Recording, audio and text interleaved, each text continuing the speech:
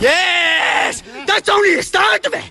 That's only the start of it! That's only the start of it, Robbie! For weeks after Robbie Lawler was mugged by a gang of kids outside a gym in Dublin City, photos of the youngsters wearing his stolen black and white flip-flops that had been in the gym bag kept following him around. He did his best to play it down by laughing it off, telling anyone who would listen that the assault had been nothing, just a bunch of brats acting the maggot. But it must have gotten under his skin, as the youngsters just kept sharing photographs of themselves wearing the goddamn shoes, sending them to countless WhatsApp and Snapchat groups, all with the express purpose of taunting and belittling him. For a long time, Lawler's reputation had been as a fearsome, unpredictable thug who'd no qualms about carrying out hits in broad daylight on busy city streets and who showed no mercy to his targets. He had clearly felt invincible, a state of mind undoubtedly augmented by his personal drug habits. But as often happens in the underworld, allegiances were shifting and new gang bosses were emerging. I've spoken before of how nothing stays the same for very long in the underworld, and that those on top often have a short shelf life. There's always others just below them chomping at the bit to take over. And they'll do whatever they can to get where they want. It would seem there was a consensus that Lawler's tenure as a much revered and feared figure was drawing to a close, and there's no doubt that he was feeling that pressure. He must have known from the moment he walked out of that Dublin courtroom after being found not guilty of trying to kill Fiona Mitchell that he was now an even bigger target for rival gangs. His brother-in-law and former associate Richie Carberry was dead, shot just weeks earlier outside his house. It made sense they'd be gunning for him now. Almost immediately he began planning a brutal revenge for Carberry's assassination. But it wasn't just about family ties or close relationships. Not only did he want retribution, but he must also have believed it would send out a crystal clear message to his enemies that he wasn't going anywhere. Being openly mocked online by youngsters who'd filmed themselves punching him and stealing his gym bag must have enraged, as well as hugely unsettled him. It was time to take back control.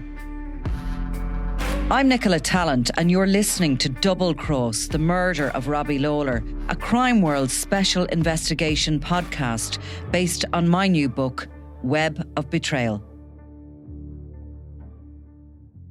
Robbie Lawler's plan for vengeance, however, went so much further than anyone could have imagined.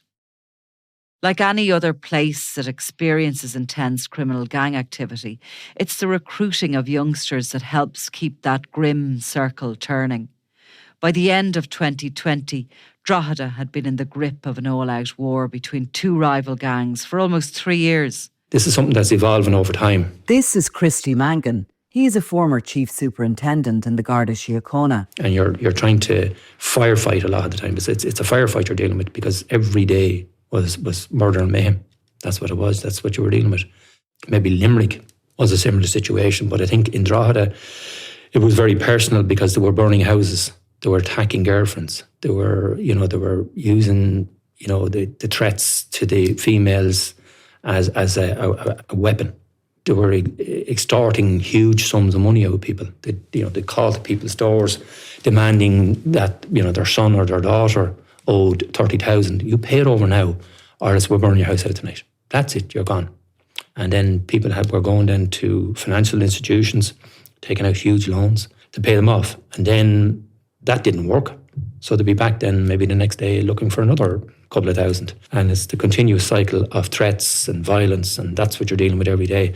Kian Mulready-Woods was a fairly typical foot soldier, lured into the game with the promise of prestige and of money. By the time he was 15, he'd a reputation of terrorising those he was instructed to intimidate. At one point, he was arrested and charged with threatening to damage a house in Drogheda town.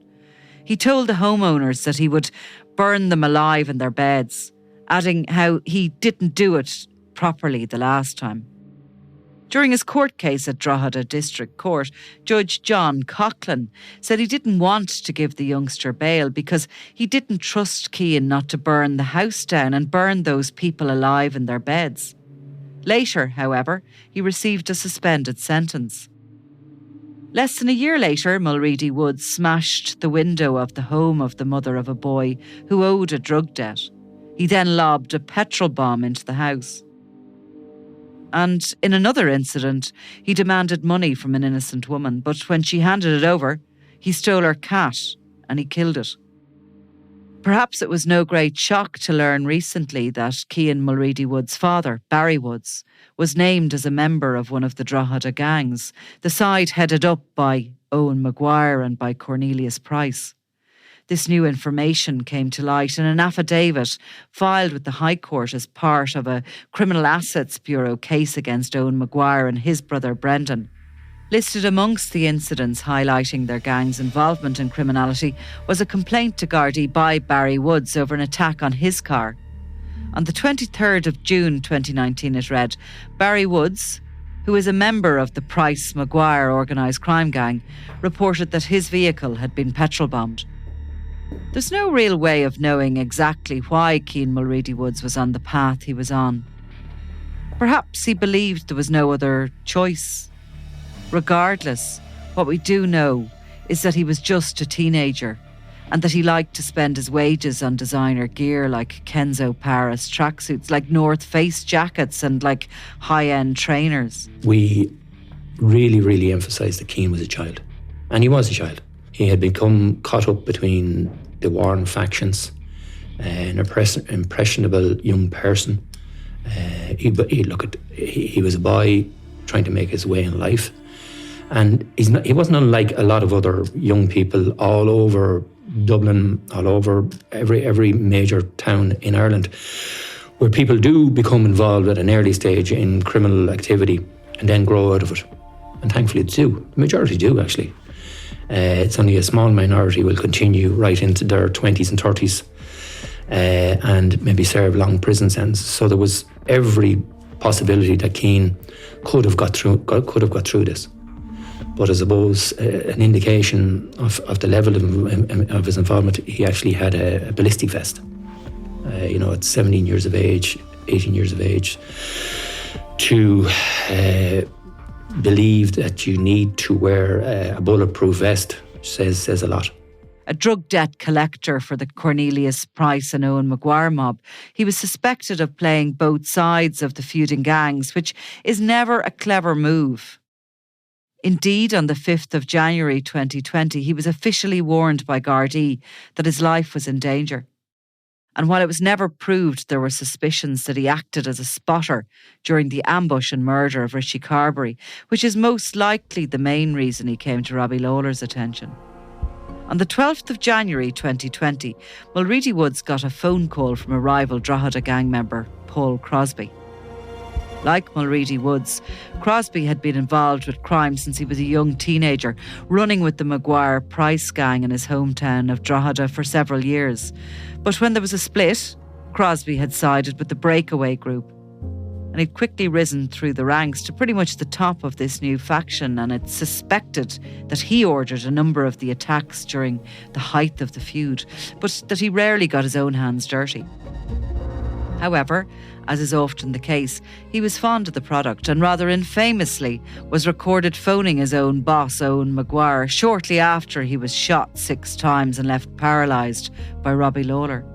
In the phone call, which was recorded on video and shared online, Crosby taunted and mocked Maguire by asking him if he would drop him over a bunch of flowers or if he needed any nappies. "We should go for an old walk and sort this out," he continued. And he called Maguire a cripple and jeered at him, saying, "You can't walk, bro." He also told Maguire to get an electric wheelchair because he wouldn't be pushing him around, and asked him if he'd be getting hubcaps for it. "Are you pimping out your ride?" he cackled. Kian Mulready-Woods must have felt comfortable about meeting Paul Crosby that day. He was acutely aware his life was in danger. The Gardaí had warned him, and he'd taken to wearing a ballistic vest. But whatever his relationship was with Crosby, he trusted him enough to agree to get a taxi and to meet him outside a Centra shop in the Bulls Grove area of Drogheda town. Crosby was seen paying for the cab, and the two went into the shop just after 6 p.m. After coming out of the Centra, the two got into a Volkswagen car being driven by Gerard Rocky Cruz. Cruz would later tell Gardaí that he was asked to drive Crosby to the shop but had no idea Mulready-Woods would be there. And when they got into his car, he told Gardaí that there was no animosity between Kian and Paul. Cruz drove them to the lane at the back of a nearby house, which was owned by Gerard Jed McKenna. It's the last time witnesses reported seeing Mulready-Woods at the rear of that house at 6:48 p.m. in the company of 3 men. One of them was later identified as Robbie Lawlor. He's in Drogheda the night Keane Mulready-Woods goes missing. And he's sighted around Drogheda, and obviously, tragically, on the Monday, the 13th of January, Keane is reported missing. At the time of his disappearance, Kian Mulready-Woods had been on bail with certain curfew conditions, which is how his mother became aware he was missing. And apparently he had been careful about not missing that curfew. Almost at the same time, we're receiving reports that he's possibly dead, that he has been killed.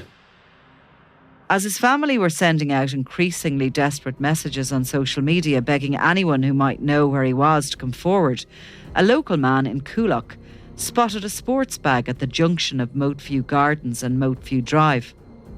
In an interview with my Sunday World colleague Patrick O'Connell, the man later explained how he'd come out of his house about 10 p.m. because of the noise of sirens from a Garda car involved in a high-speed chase in the area. I walked out to see what all the commotion was about and I noticed the bag, he said. It looked fairly new and it was just sitting on the wall off Moteview Gardens leading up to Moteview Drive. It was a long sports bag. I didn't notice a brand on it. My first thought was that it was after being thrown out of a car and left there because the police been in the area. Then I thought maybe someone's forgotten their gym gear or that it was stolen goods or it was drugs. I picked it up and I went into the house with it. The bag was heavy. That's what's really piqued my interest, I suppose. I thought there's something important in this. We opened it up, me and another person in the house, after we brought it out into the front room. I'm pretty sure this poor man and his companion could never have guessed in a million years what was actually in that bag. She thought it was meat from an animal, the man said in his Underworld interview. But when I looked at it closely, I said, that's not meat. That's a human leg. Then I saw the arms and a pair of flip-flops. From an early stage, we were in a position to identify where the crime scene had been, where he had been killed, and his body dismembered. So I think it's that little one that we can just see the top of. Yeah. It was quite well thought out in its own way to pick Gerard Jed McKenna. He's this drug addict. He gives his house. It happens in the house. Like, you could really come up here. It's January. It's going to be dark. They meet him at the shop and drive him up the back here. Sure, you wouldn't think anybody would be passing or you have privacy once you're here. So the house seems to have been left uninhabitable, and it has come up a number of times at the council meetings. They're looking to either get it cleaned up and, turned back into a family home, or just to do something with it. They don't want it to be left there and for it to go, to rot just because Robbie Lawlor chose it as a place to do what he did. Of course, Jed McKenna told the guards that he was told to stay away from the house, and he returned on the Monday morning and discovered that it had already been partially cleaned, he said. He said they told me to fucking clean and burn my settees and that. He said he was off his head, he was taking Xanax, he was taking cocaine, he was obviously in a state while he was cleaning up. But he wasn't exactly a master criminal. He was caught on CCTV buying paint in a hardware store near here that afternoon. And a neighbour was able to tell the guards that he gave him some packets of wood flooring I think after it, in the days after the murder, he was described as being sort of inconsolable and, crying and sort of, taking a lot of drugs. And obviously, he'd given up his house to something. He asked no questions. He came back, and I suppose the story had broken and was absolutely, it was being covered internationally. And I'd say he knew exactly what had happened in his house. 2 days after that, on the 15th, in Trinity Terrace in the city centre, there was a Volvo found burnt out, and more parts of Keane's remains were found in that car as well. Almost a year later, we were able to recover Keane's torso in a search in Drogheda. It had, we believe, the torso had been held, and it was going to be put at the compound in Gormanstown in an attempt to frighten Cornelius Price. That was apparently the warped logic. When the cops searched this house here in Rathmullen Park, they found this sort of bungled attempts, I suppose, to remove evidence. There was a couch out the back, and the house was in disarray, but they did see the blood spatter around the walls, and they were able to identify where he had been killed. Around the time this video circulated on WhatsApp, if it was made for a movie, it would have been pretty creepy, to say the least. And it was a video of a guy and a chainsaw, and there was images of what looked like dismembered legs. And very quickly there was reports put out and, statements by the Gardaí that this was nothing, this was just get rid of it. Basically, it wasn't to be shared. We've never really got to the bottom of it, but in my mind, I think that's what that was. And there was no question but Robbie Lawler was capable of videoing that, because he did that. He carried out the whole thing in order to terrify anybody that would cross him, and really to sort of cement his power as this total psycho. Everybody was shocked. And it takes a lot to shock somebody who's been around. Look, I've worked in the guards for 40 years, so you've unfortunately seen a lot of bad things happen. So to try and comprehend that somebody would inveigle a child into a house and then proceed to kill them and then dismember the body and then simply discard it then, in a number of locations around the country was absolutely shocking. And I think, the people at Drogheda were very, very much shocked. I was in Drogheda that night, and you could actually, there was an air of despondency. People were terrified, absolutely terrified. A number of other people certainly went hiding in fear that they were going to be next. In particular, a number of the younger people, people in the age group of 17, 18, there was a number of them very, very fearful that they were actually going to be next and that they would be killed. I was receiving a lot of calls from people, locally, who were really, really afraid. They thought the town was going to descend into total chaos. Obviously, it's my job and to make sure that that doesn't happen. You're there to keep people safe. So obviously, you have to have a reality check and say, right, you have to put on your investigator's hat. You have to set up the investigation with your senior investigating officer. And then you also have to be thinking long term, how are we going to, regain control here? Because control is almost lost. It's within fingertips have been lost here. The criminals would actually have almost taken over a town. I couldn't allow that to happen, because if you allow that to happen, well, where the 35 years you'd spent in the police, a waste of time. Surely you have the ability to take on these crew. You've taken on other crews before and taken them down and jailed them or whatever happens. So, you do have that reserve of experience and energy and ability, or at least you should have, to decide, right, this is how we're going to take these crew out of it and take them down.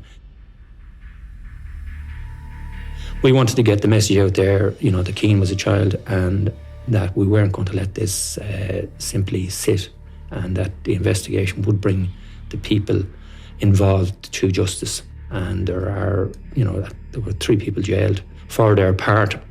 The person we would have suspected of being the person who committed the murder, Robbie Lawler, obviously met his demise before we could get him into a court to face charges regarding what he did. So that's what we were dealing with at the time. It's highly likely the amount of attention Keane Mulready-Woods' murder was getting, not only here but across the world, was freaking Robbie Lawler out. In the haze of his rage, lust for vengeance, not to mention his drug use, he couldn't have predicted that this would be the crime that would finally trip him up. This time, he'd just gone too far. It didn't help that his list of enemies had grown while his roll call of friends, or at least people who he once thought he could trust, had seriously depleted. He needed to go to ground, and what better place to cross the border and get out of this jurisdiction? For a short time, Belfast became his refuge, and it's here he made the acquaintance of none other than Warren Crossan. You've been listening to Double Cross, the murder of Robbie Lawlor. This podcast is produced by Nicola Tallant and Ian Malini for Crime World Presents. Clodagh Meany and Alison Morris are assistant producers. The script is by Jane Finnegan. Graphics are by Enda Bulger. This podcast is based on the book Web of Betrayal by me, Nicola Tallant.